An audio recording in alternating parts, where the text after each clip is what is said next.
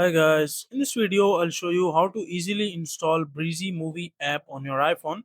So make sure to follow all the steps and you will be able to download it. First of all, just go to the App Store of your iPhone and into the search section just make sure to write down the name, complete name, Breezy Movie app.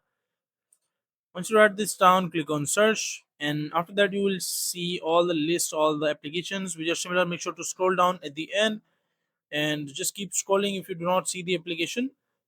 And as you can see, like here is the application movie breeze or breezy movie.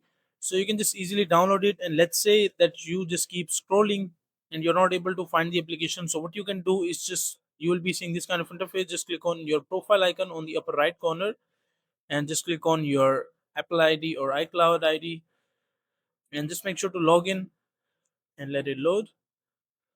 And once you see this interface, just make sure to change your country and region to Pakistan, as you might be in a region or country of United States or Germany or Australia. Make sure to change your region to Pakistan, and just you can download the application. And once downloaded, you can just change your region back to your own country and set it as well. So make sure to search here Pakistan and choose this country, add all the information, and once added, after that restart the app store, and once restart you will be able to find the application Breezy Movie app.